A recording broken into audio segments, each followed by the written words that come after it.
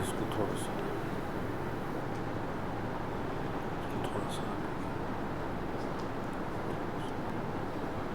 بس ٹھیک.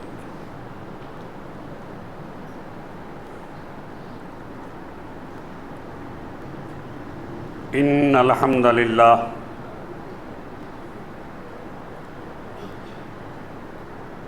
نحمده ونستعینه ونستغفره ونؤمن به ونتوکل علیہ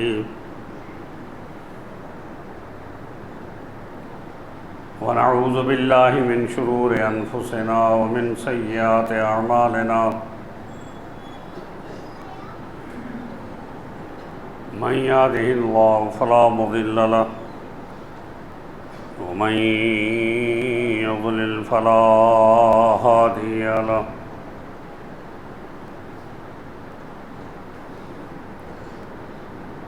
وأشهد أن لا إله إلا الله وحده لا شريك له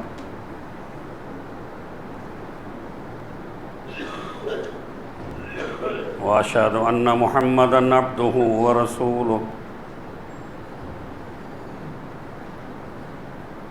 وصفيه وخليله أرسله بالحق بشيرا ونذيرا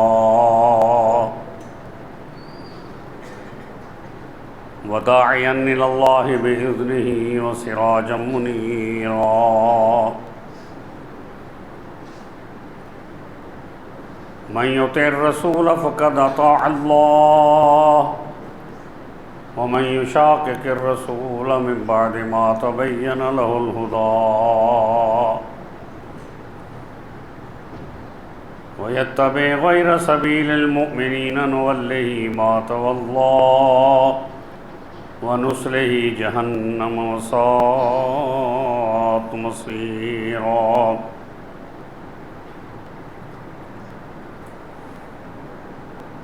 ومن يطع الله والرسول فأولئك مع الذين أنعم الله عليهم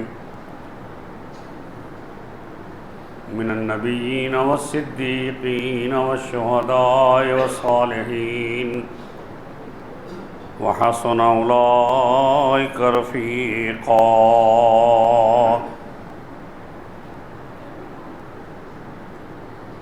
أما بعد فإن خير الحديث كتاب الله وخير الهدي هدي سيدنا محمد صلى الله عليه وسلم وشر الأمور محدثاتها فإن كل محدثة بدعة وكل بدعة ضلالة وكل ضلالة في النار.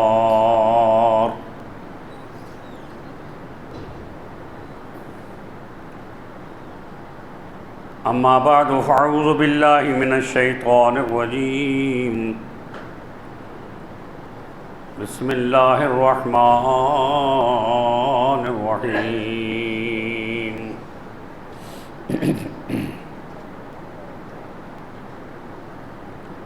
إنما المؤمنون إخوة فأصلحوا بين أخويكم واتقوا الله لعلكم ترحمون. وقال الله تعالى: يا أيها الذين آمنوا اتقوا الله حق تقاته ولا تموتن إلا وأنتم مسلمون.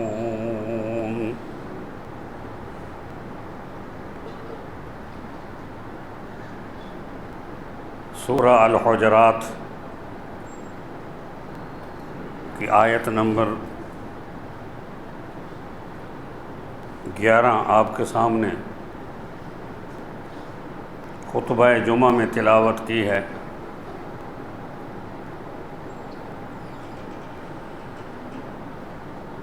یہ آیت نمبر 10 ہے.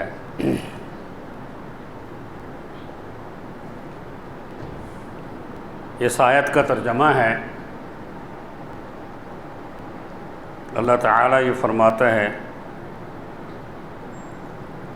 کہ یقیناً مومن آپس میں بھائی بھائی ہیں، بس تم صلح کراؤ اپنے دو بھائیوں کے درمیان، اور اللہ سے ڈرو تاکہ تم رحم کیے جاؤ۔ رسول اللہ صلی اللہ علیہ وآلہ وسلم فرمایا، المؤمن اخو المسلم لا یظلمہ ولا یسلمہ، کہ مومن جو ہے وہ مومن کا بھائی ہے، نہ اس پر ظلم کرتا ہے اور نہ ہی اسے ظالم کے حوالے ہونے دیتا ہے، اور نہ ہی وہ اس کی بے عزتی کرتا ہے۔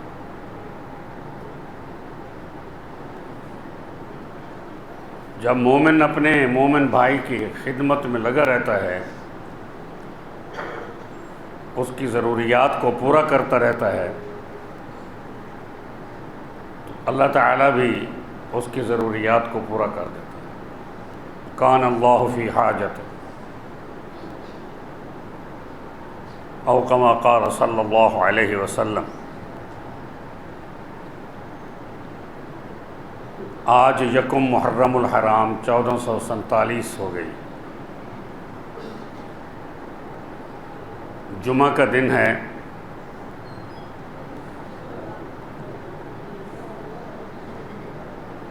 اور اسلامی سال کا پہلا دن ہے۔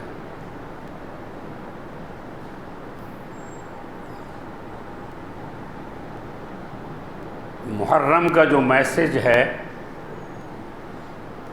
وہ یہ ہے کہ ہم اپنے آپ کو دیکھیں، غور کریں کہ پچھلا سال جو ہے وہ ہمارا کیسے گزرا۔ یہ بڑے غور کرنے کی بات ہے۔ کہاں کہاں ہم سے غلطیاں ہوئیں، کوتاہیاں ہوئیں، زیادتیاں ہوئیں، کہاں کہاں اللہ کی فرما برداری نہیں ہو سکی، رسول اللہ صلی اللہ علیہ وآلہ وسلم کی فرما برداری نہیں ہو سکی، دین پر اچھے طریقے سے نہیں چل سکے۔ یہ غور و فکر کی ضرورت ہے، کیونکہ ایک لمحے کا کوئی علم نہیں بندے کو کہ آئندہ لمحے میں ہمارے ساتھ کیا ہو جائے گا۔ کیا ہم اس زمین پر چلتے پھرتے نظر آئیں گے یا زمین کے اندر ہمیں دفن کر دیا جائے گا؟ اس لیے ہمیں اپنے کیے کی توبہ کرنی چاہیے، اللہ سے معافی مانگنی چاہیے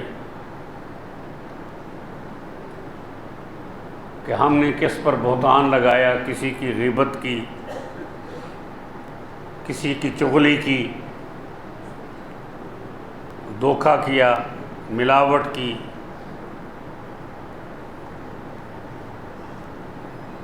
ایک دوسرے کے ساتھ بول چال بند رہی۔ یہ ساری چیزیں جو ہیں وہ غور کرنے والی ہیں۔ یہ محرم کا پہلا میسج ہے کہ اللہ نے قرآن میں فرمایا،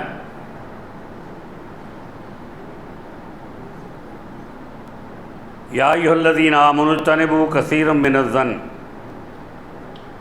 سورہ الحجرات کی آیت ہے۔ ان بعض الظن اثم ولا تجسسوا ولا یغتب بعضکم بعضا ایحب احدکم ان یأکل لحم اخیہ میتا فکرہتموہ واتقوا اللہ ان اللہ تواب الرحیم۔ فرمایا کہ ظن سے بچو، مسلمان کے خلاف برا ظن نہ رکھے، اس سے بچے رہیں۔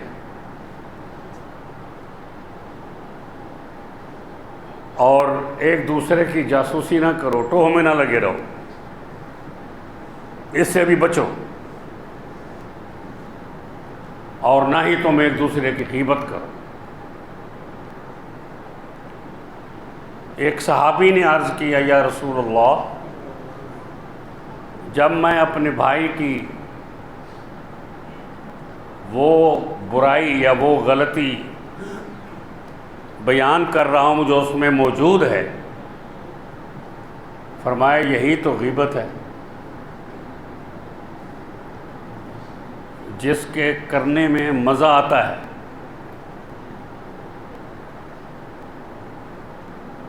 فرمایا کہ یہ غیبت ہے۔ اللہ نے قرآن میں فرمایا کہ یہ انسان کا گوشت کھانے کے مترادف ہے، اور انسان بھی وہ جو اس کا بھائی ہے، اور اس کا بھائی بھی وہ جو فوت ہو چکا ہے۔ مردہ بھائی کا گوشت کھانا غیبت ہے۔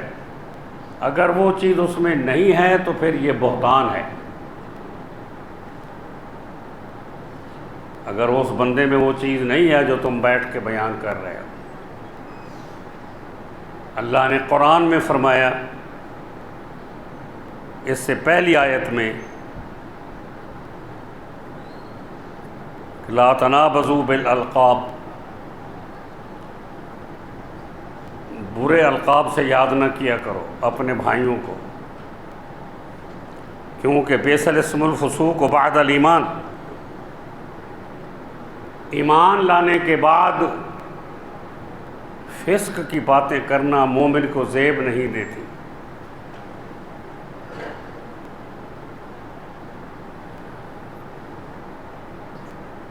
مولانا عبدالسلام رحمۃ اللہ علیہ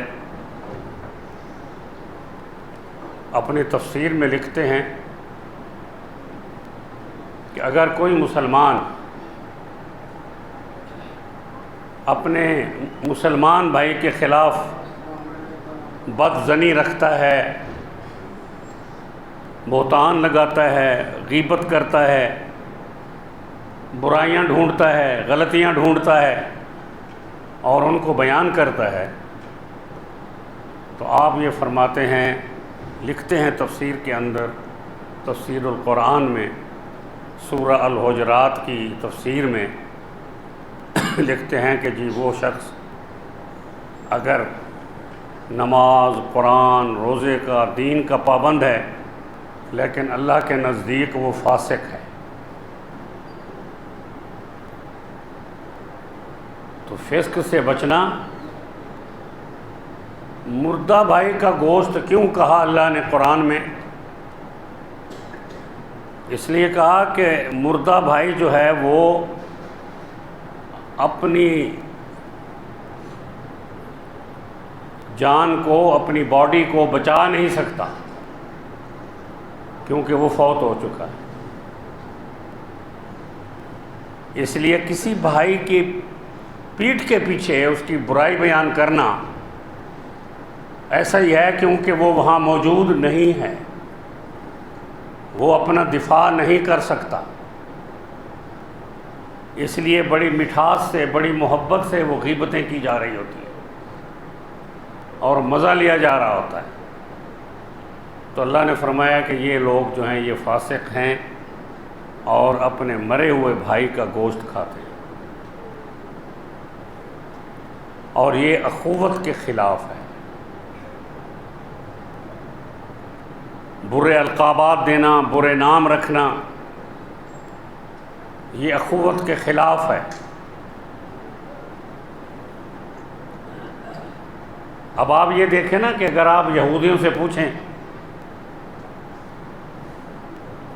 کہ موسیٰ علیہ السلام کے دور میں جو ان کے ماننے والے تھے وہ کیسے لوگ تھے، تو یہودی کہیں گے وہ بہت اچھے لوگ تھے۔ آپ عیسائیوں سے پوچھیں کہ عیسیٰ علیہ السلام کے حواری جو ان کے ساتھ تھے وہ کیسے لوگ تھے، تو وہ کہیں گے جی وہ بہت اچھے لوگ تھے۔ اگر کسی ایک فرقے سے یہ پوچھیں کہ محمد صلی اللہ علیہ وآلہ وسلم کے ساتھ جو لوگ تھے وہ کیسے تھے؟ تو وہ کہیں گے جی وہ بڑے برے لوگ تھے۔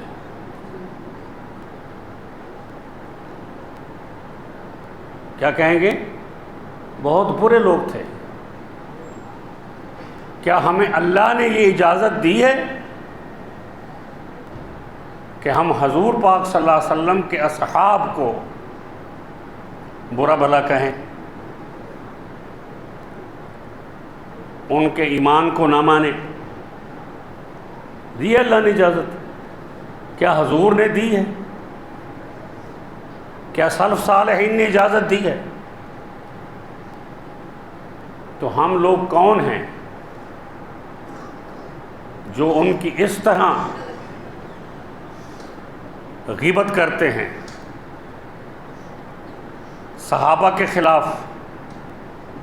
جیسا کہ رسول اللہ صلی اللہ علیہ وآلہ وسلم نے فرمایا کہ لا تسبوا اصحابی، میرے کسی صحابی کو گالی مت دو، کیونکہ اگر تم احد پہاڑ کے برابر بھی سونا اللہ کے راستے میں خرچ کرو تو اس کی اتنی ویلیو نہیں ہے جتنی کہ میرا صحابی اگر ایک کھجور کا دانہ یا چند جو اللہ کے راستے میں خرچ کرتا ہے، اس کی ویلیو اللہ کے ہاں بہت زیادہ ہے، تمہارے اس پہاڑ سونے کے زیادہ ہے۔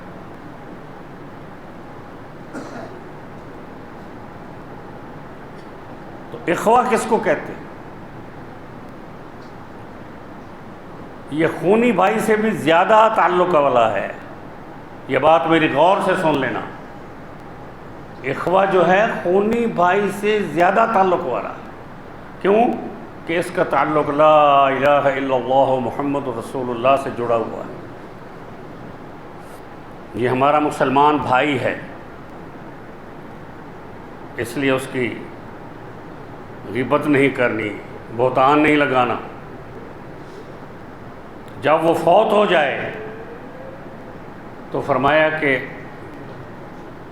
اذکروا موتاکم بخیر، جو اپنے فوت شدہ لوگ ہیں ان کی اچھائیاں بیان کیا کرو، ان کے گناہ بیان نہ کیا کرو، ان کی برائیاں بیان نہ کیا کرو، ان کے لیے دعائیں کیا کرو۔ تو ہم یہ دعوت دے رہے ہیں ان لوگوں کو جو محمد الرسول اللہ صلی اللہ علیہ وسلم کے اصحاب کے خلاف اپنے جلسوں اور جلوسوں میں باتیں کرتے ہیں، وہ اس چیز سے باز آ جائیں، وہ اخوت میں آ جائیں۔ یہ محرم کا پیغام ہے۔ سال کے پہلے دن کا پیغام یہی ہے کہ حضرت عمر رضی اللہ تعالیٰ عنہ اس دن شہید کر دیے گئے،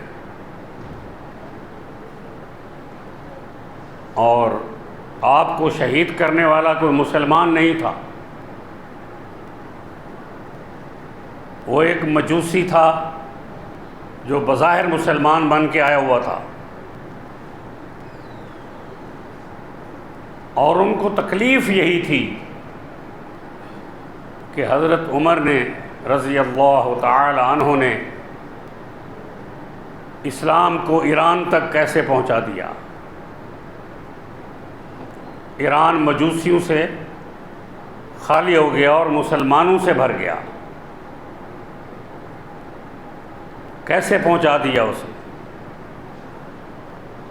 تو ابو لولو فیروز بخت نامی وہ ملعون، اس نے نماز کے عالم میں حضور صلی اللہ علیہ وآلہ وسلم کے پیارے ساتھی کو اور آپ کے سسر کو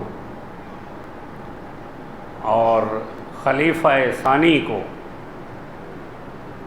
اور مراد رسول کو اس نے نماز کے عالم میں شہید کر دیا خنجر مار کر۔ تو حضرت عمر نے جب وہ مصلی پر گر گئے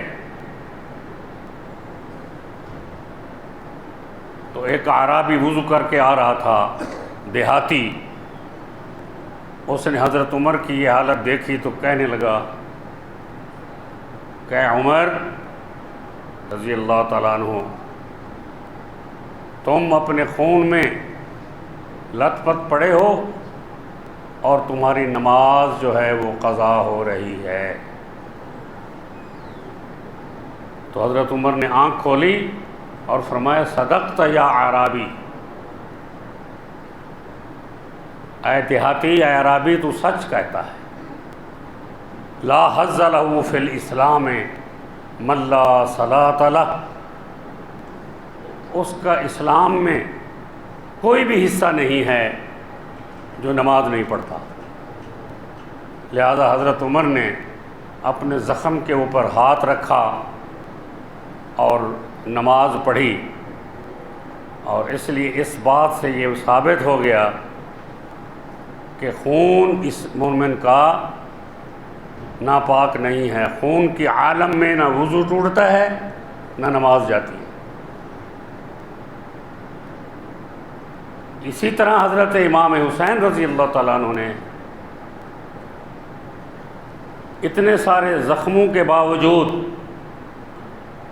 خون نکل رہا ہے پھر بھی آپ نے نماز پڑھی اس خون کے عالم۔ تو جب آپ نے پوچھا کہ مجھے قتل کرنے والا کون ہے تو لوگوں نے کہا کہ وہ ابو لولو مجوسی۔ فرمانے لگے فزت ورب الکعبہ، مجھے کعبہ کی رب کی قسم میں کامیاب ہو گیا کہ میرا مسلمان قاتل نہیں ہے، غیر مسلم قاتل ہے۔ یہ ہے اسلام کے حق میں حضرت عمر رضی اللہ تعالیٰ عنہ کی محبت، مسلمانوں کے حق میں حضرت عمر رضی اللہ تعالیٰ عنہ کی محبت، کہ جس کو حضور صلی اللہ علیہ وسلم نے اللہ سے مانگا تھا، اللہم اید الاسلام باحد العمرین، یا اللہ مکے کے اندر 2 عمر ہیں، ان میں سے ایک کو مسلمان کر دے۔ اللہ نے خصوصی طور پر حضور کی دعا کو شرف قبولیت بخشا۔ ایک عمر بن ہشام ہے جس کو حضور صلی اللہ علیہ وسلم نے ابو جہل کا خطاب دیا تھا، اور ایک عمر بن خطاب جس کے بارے میں حضور نے فرمایا کہ عمر میں تمہارا محل جنت الفردوس میں دیکھ کے آیا ہوں، اس سے اور زیادہ آپ کو کیا گواہی چاہیے؟ اور چاہیے گواہی؟ حضرت عمر رو رہے ہیں۔ قرآن نے کیا فرمایا؟ محمد الرسول اللہ والذین معہ اشداء علی الکفار رحماء بینہم، یہ قرآن ہے کہ محمد صلی اللہ علیہ وسلم جو ہیں اللہ کے رسول ہیں، اور ان کے جو ساتھی ہیں وہ کافروں کے لیے سخت ہیں، اور آپس میں وہ بھائی بھائی، انما المؤمنون اخوۃ۔ اگر کوئی جھگڑا ہو جائے فاصلحوا بین اخویکم، فرمایا صلح کرا دو، دل میں کدورت نہ رکھو، رنجش نہ رکھو، محبتیں بڑھاؤ، نفرتیں نہ بڑھاؤ، غیبتیں نہ کرو، بہتان نہ لگاؤ، ورنہ فاسق ہو جاؤ گے۔ اور توبہ نہیں کرو گے تو فسق پر موت آئے گی۔ پھر حضور نے دعا مانگی کہ اللہم اید الاسلام بعمر بن الخطاب خاصتا، یا اللہ تو عمر بن خطاب کو مسلمان کر دے، میں خصوصی دعا کر رہا ہوں۔ حضرت عمر کہتے ہیں کہ جی ہماری کابینہ کا یہ فیصلہ تھا کہ حضور کا قرآن نہیں سننا، کانوں میں روئیاں ڈال دینی ہیں کہ قرآن کی آواز جو ہے وہ کانوں میں نہ جائے۔ میں کعبے میں آیا تو حضور قرآن پڑھ رہے تھے، نماز پڑھ رہے تھے نفل۔ میں نے حضور صلی اللہ علیہ وسلم کو دیکھا کہ آپ کچھ پڑھ رہے ہیں، تو میں نے سوچا کہ عمر تو پڑھا لکھا ہے، تجھے عربی بھی آتی ہے، تجھے عبرانی بھی آتی ہے، سن تو صحیح کہتا کیا ہے؟ فیصلہ تو تم نے کرنا ہے نا۔ کہتے میں نے روئی اپنے کانوں سے نکالی تو قرآن کی آواز آئی اور حضور کی زبان اقدس سے آئی، اور حضور کی آواز اور پھر قرآن، اللہ اکبر۔ طٰہٰ ما انزلنا علیک القرآن لتشقی الا تذکرۃ لمن یخشی۔ حضرت عمر کہتے ہیں کہ میں نے جب سنا، کیونکہ مجھے عربی آتی تھی، میں عربی دان تھا، میں نے کہا کہ یہ کلام کسی انسان کا نہیں ہے، یہ اللہ کا کلام ہے۔ اللہ اکبر۔ قرآن کی یہ حیثیت ہے، قرآن کا یہ مقام ہے کہ جب بھی کوئی قرآن سنتا تھا حضور کا دیوانہ ہو جاتا۔ کہتے ہیں کہ میرے دل میں یہ خیال آیا کہ میں ابھی حضور کو نماز کے عالم میں بغل گیر ہو جاؤں اور اسلام قبول کر، لیکن میں نے حضور کے سلام کا انتظار کیا۔ کہتے ہیں کہ یہ میری کیفیت اس وقت اس لیے آ گئی کہ اسلام میرے اندر آ گیا اور مجھے موت کا خوف سامنے آ گیا۔ ساری زندگی مجھے موت کا خیال ہی نہیں آیا، اب جب اسلام آیا تو یہ یقین ہونے لگا کہ شاید میں حضور کے سلام پھیرنے تک فوت ہی نہ ہو جاؤں، مجھے اسلام کا موقع مل جائے۔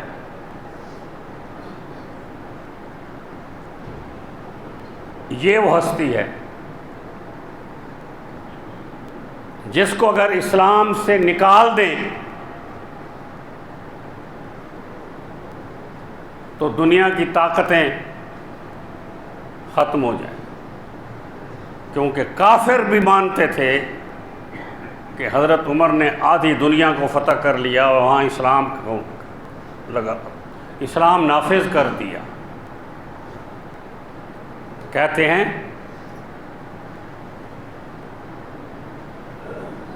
کہ اگر عمر نہ ہوتے یا عمر کو 10 سال مزید اور مل جاتے تو پوری دنیا پر اسلام کا جھنڈا ہوتا۔ آج اس کے ایمان کو تولا جاتا ہے جو حضور کے پہلو میں سو رہے۔ حضرت ابوبکر صدیق رضی اللہ تعالیٰ عنہ حضور کے پہلو میں سو رہے ہیں، حضرت عمر حضور کے پہلو میں سو رہے ہیں۔ جب اٹھیں گے انشاءاللہ تو اکٹھے اٹھیں گے، ساری دنیا دیکھے گی کہ حضور کے دائیں طرف ابوبکر ہیں اور بائیں طرف فاروق اعظم۔ وآخر دعوانا الحمد للہ رب العالمین۔